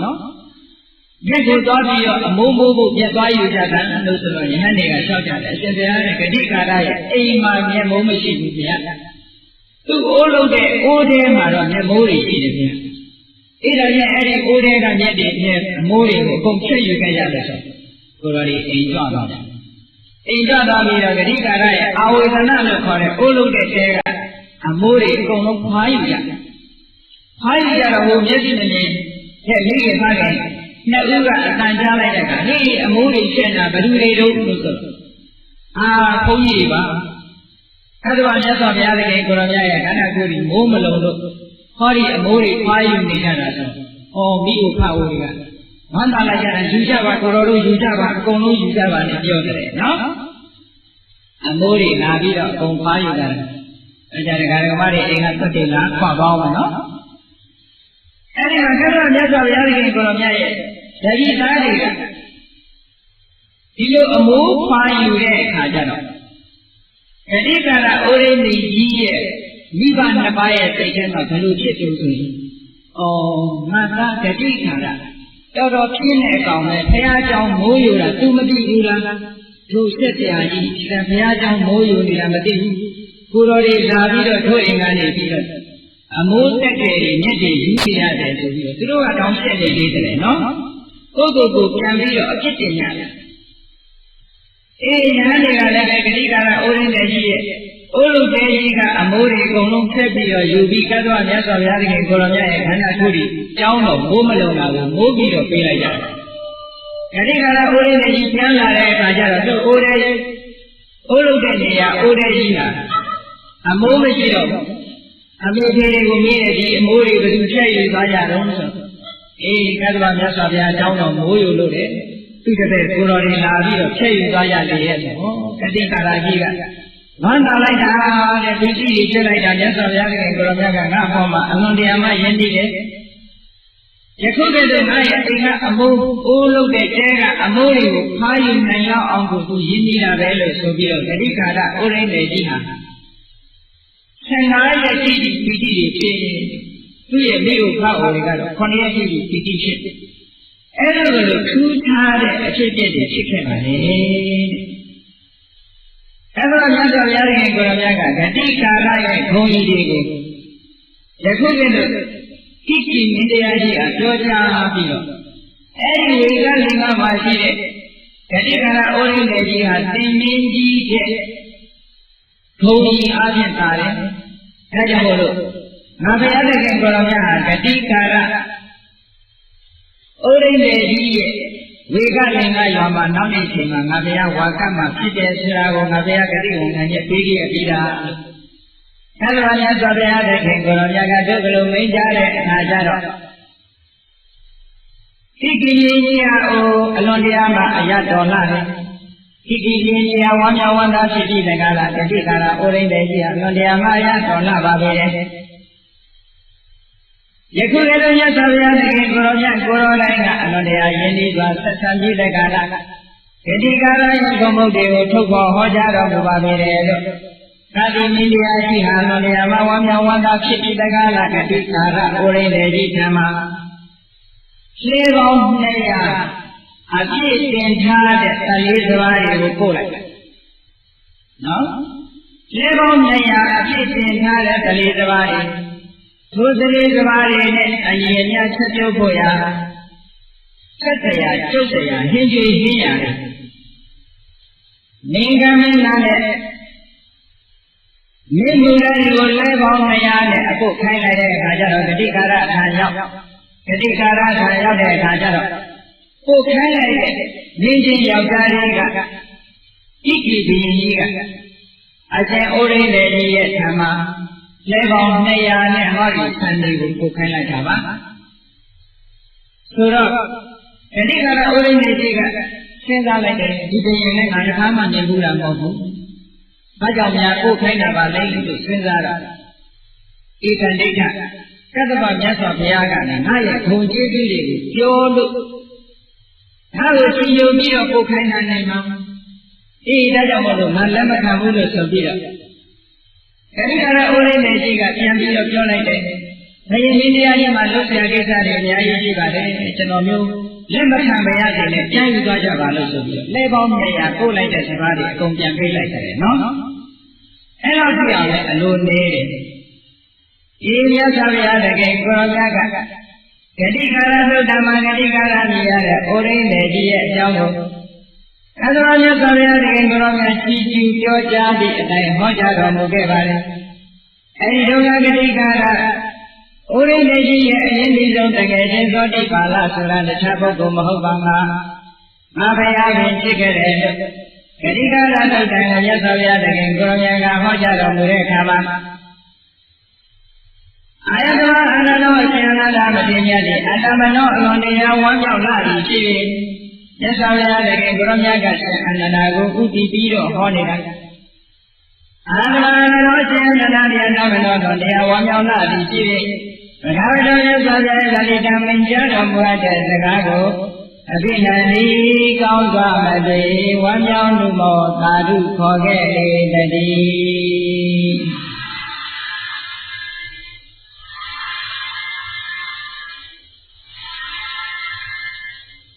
ဧဂတိကာရသုတ္တံဆိုတာဂတိကာရဗြဟ္မာကြီးဆိုတာဟောဒီဂတိကာရသုတ္တံမှာလာတဲ့အတိုင်းကတော်မြတ်စွာဘုရားတကယ်ကိုရောမြတ်ရဲ့လက်ထက်တော်ခါကာလတော်ကကတ္တဝမြတ်စွာဘုရားတကယ်ကိုရောမြတ်ရဲ့သာသနာတော်မှာအနာဂံအဖြစ်ကြည့်အောင်ရောက်ရှိပြီးတဲ့ကာလသာသနိကဂုဏ်သူွယ်သူတွေနဲ့ပြည့်စုံတဲ့ဩရိနေနော်အရေးချင်းတွေအလွန်ပြီးသွားတဲ့ဂတိကာရဩရိနေကြီးမြတ်စွာဘုရားတကယ်ကိုရောမြတ်ကဂတိကာရဩရိနေကြီးရဲ့ဂုဏ်အရေးချင်းတွေကိုထုတ်ပေါ်ပြီးတဲ့ကာလပြတဲ့အထဲမှာဂတိကာရဩရိနေကြီးဟာသံယောဇဉ်၅ပါးကိုပယ်ရှားပြီးတဲ့ကာလထိုသံယောဇဉ်၅ပါးကိုပယ်ရှားထားပြီးတဲ့အခါမှာဗြဟ္မကြီးမှာဖြစ်ပြီးတော့ထိုဗြဟ္မကြီးမှာဒီအခါမှာပြန်လဲလာတဲ့ပုဂ္ဂိုလ်မဟုတ်ဘူး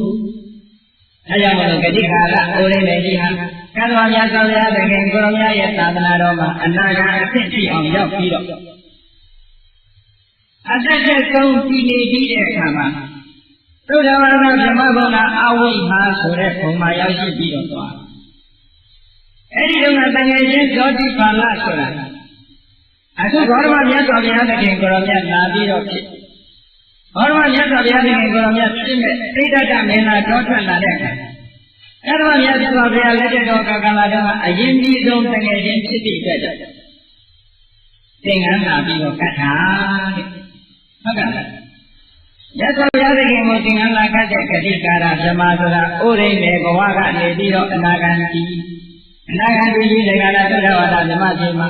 ခုချိန်မှာတော့ယဟန္တာဗြဟ္မာကြီးကိုသုဒ္ဓဝါဒဘုံရောက်တဲ့အခါကျတော့ယဟန္တာဖြစ်သွားအဲဒီယဟန္တာဗြဟ္မာကြီးအနေနဲ့ဘုရားလောက်တော်ထွက်လာတဲ့အခါကျတော့သင်္ကန်းလာပြီးတော့ကတ်တယ်ပရိက္ခရာ7ပါးလာပြီးတော့ကတ်တယ်အဲဒီပရိက္ခရာ7ပါးလာကတ်တယ်ဘုန်းကြီးတို့မြမသာပေထဲမှာဇာသင်္ကန်းကတ်တယ်ဒီလိုပြောကြတယ်ဘာကြောင့်ဇာသင်္ကန်းလို့ပြောကြတယ်လဲလို့ဆိုရင်ဘုန်းကြီးတို့မှန်တမ်းရာဇဝင်မှာဆိုထားတဲ့စကားလေးတစ်ခုရှိတဘာကြီးပြည့်တယ်ပြီးတော့တဘာကြီးပြည့်တဲ့အခါမှာအခုဗုဒ္ဓဂယာလို့ခေါ်တဲ့ဘောဓိမန္တိုင်ဒေသဟာနောက်ဆုံးမှပြည့်တယ်တဘာကြီးပြန်ပြီးတဲ့အခါမှာလည်းဗုဒ္ဓဂယာလို့ခေါ်တဲ့ဘောဓိမန္တိုင်ဒေသဒီပထမဆုံးပြန်ပြီးရှေးဥစ္စာတဘာကြီးတဲ့အချိန်မှာအဲဒီဘောဓိမန္တိုင်ဒေသမှာ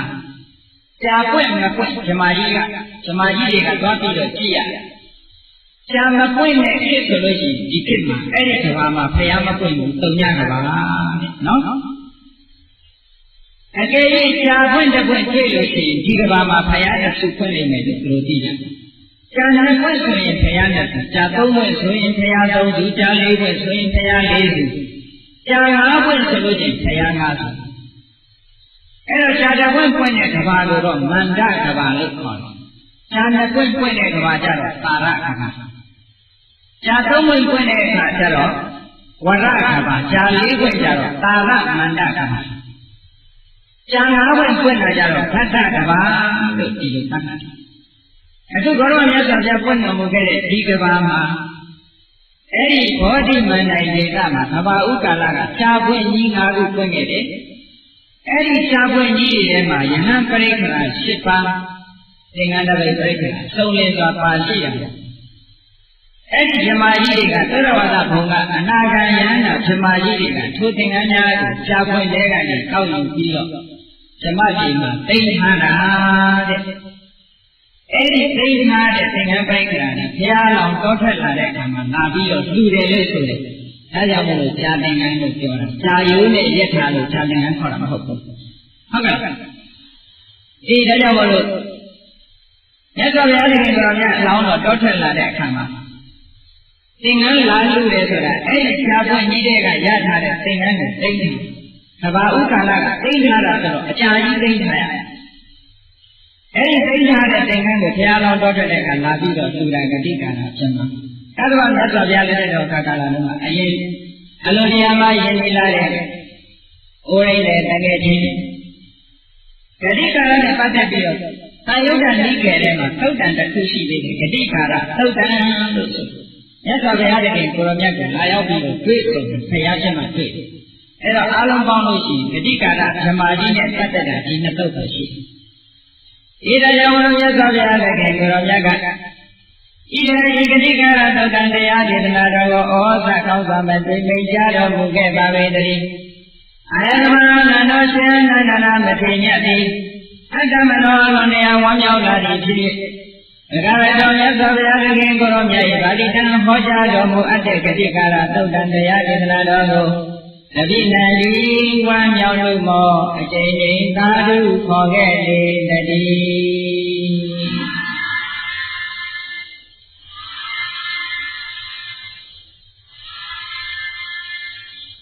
တရားရှိခင်သူတော်စင်ပြိဿအပေါင်းတို့ဂတိကာရသုတ်တံကိုနာယူမှတ်သားပြီးတော့ထိုဂတိကာရဩရိမေကြီးရဲ့ကျင့်စဉ်များဖြစ်တဲ့သရဏဂောသီလကိုခိုင်ထောက်တည်ခြင်းစသဖြင့်အာရမိကဂုံကြီးမျိုးတွေတို့တွေပြည့်စုံအောင်ကျင့်ကြံကြိုးကိုအားထုတ်ရမယ်လို့ကိုယ်စီကိုယ်ကအတိတရားများရပြီးတော့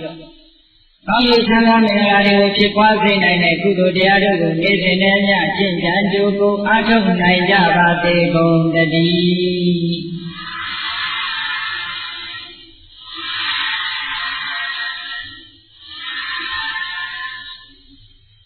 မေတ္တာကိုသတ္တဝါများစွာသိရန်ကွာချမ်းသာရပါစေသတ္တဝါများစွာသိရန်ကွာချမ်းသာကြပါစေမေတ္တာဤချမ်းသုံးကားဖြံဉာဏ်ကြပါစေမေတ္တာဤချမ်းသုံးကားဖြံဉာဏ်ကြပါစေအရှိချမ်းသာသိချမ်းသာလူရသန္တာပြည့်ပါစေအရှိချမ်းသာသိချမ်းသာလူရသန္တာပြည့်ပါစေဘုံလန္တဒုက္ခပင်ကသာမေတ္တာပုံနေတုသင်္ကမမနောတရာတိတလိတံပဝါယံတုသုခန္တကာမေတ္တာပုံနေတုသင်္ကမသုပေါင်းကိုအမေတ္တာတတ်ဟုရောင်ယူပါဝင်မူလမင်းနှင့်ရောင်ကြီးစေယုံပေါင်းဆောင်ရခြင်းကြောင့်အရိသခြင်းမဲ့ဥဒ္ဒုံလုံးစုံများစွာတတ္တဝါတို့၏မနောတရာတိမြင့်မြတ်ပြုစဉ်အေးကြည်ရင်၏ရေစဉ်ကြည်ခြင်းစိတ်နှလုံးတည်ဟူသောရေအိုင်၏အတွင်း၌ ဒုက္ခသင်္ကတဝန္တာရှင်ကြဝန္တာရှင်သူဝမုံလူရဲ့ရှင်သူဝေကြုံချမ်းသာဒုက္ခဒီဟူသောဝမုံလုံးနှင့်ပြည့်စုံသောဒုက္ခသင်္ကတာစင်္ထာဝရအိညာจิตသာယာပွင့်လန်းကုမုဒ္ဒရာရှားပန်းတို့သည်ဘုံလတဝန္တာရှင်မြူဝမုံလူရဲ့ရှင်သူဝေကြုံဖူးသွင်းကြကုန်သည်ဖြစ်၍ဒုက္ခနာကလေးအောင်နေတဲ့ရောရှေသင်္ကြန်ပိတိတိဟုသောယတန်တို့သည်ဘဝယံတုကောင်းစွာမသွေတိုင်းတိုင်းနေကြပါစေကုန်တည်း